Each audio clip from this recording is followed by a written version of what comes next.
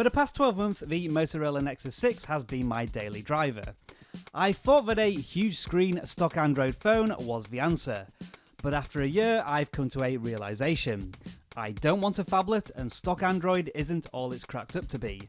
So 2 weeks ago I said goodbye to my phone and replaced it with something else.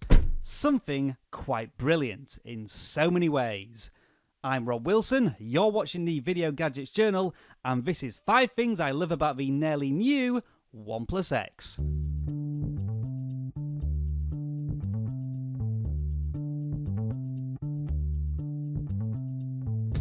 I'll start by saying that the OnePlus X looks like a cast-off of an iPhone.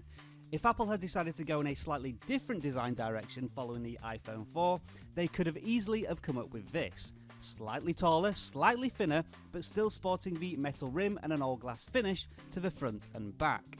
In this case, the material in question is ceramic, and if you ignore the fact that this makes the OnePlus X as slippery as a bar of soap, and the worst device ever to film because it collects so many fingerprints, it does indeed look awesome, if you like Apple smartphones.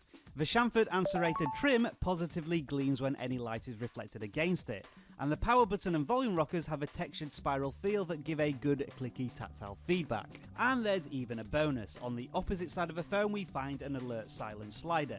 That's evidence of intelligent design, keeping old solutions because they're still the best solutions.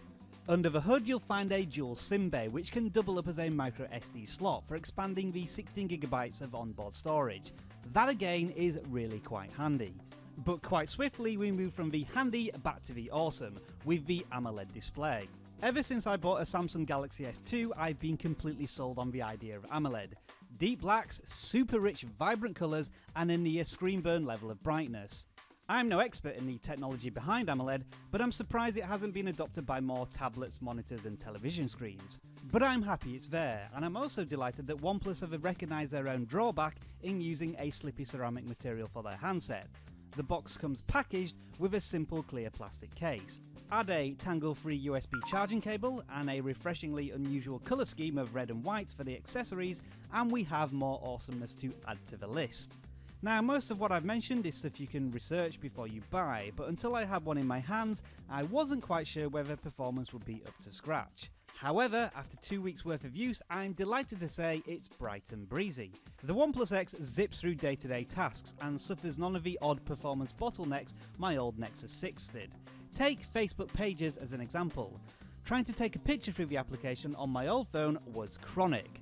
The OnePlus X, however, slices through such a task without complaint. I can't vouch for the gaming performance, which has been described as adequate by other reviewers. But I'm not a mobile gamer, so I don't need to worry about it, although the speakers do leave room for improvement.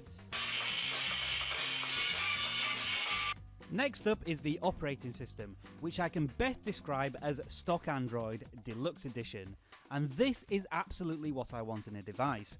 There really is no noticeable bloatware, just added functionality that makes sense, like customizable quick settings and app permissions. And I love the LED notification light and the way you can customize the colours.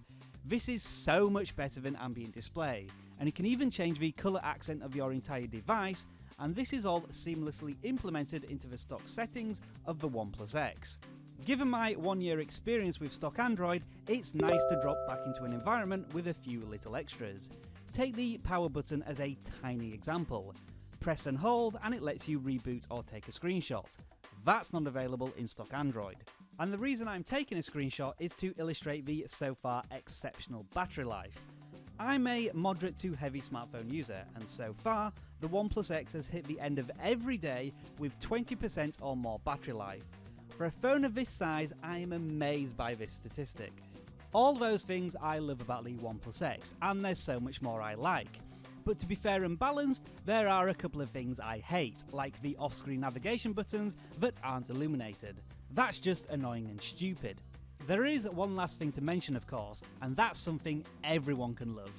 At $249 US, this is arguably the best value smartphone available on the market today. Put simply, the OnePlus X is badass, and you're just going to have to deal with it. So there you have it, folks, my 5 reasons why I love the OnePlus X. And it's over to you. Do you agree, or can you find a better competitively priced smartphone on the market? I'd love to hear your thoughts. Thanks for watching this video. If you enjoyed it, don't forget to give it a thumbs up, follow the glasses if nothing else, and if you enjoyed the Video Gadgets Journal, make sure you subscribe for more content. It just leaves you to say, enjoy the rest of your tech day. Bye for now.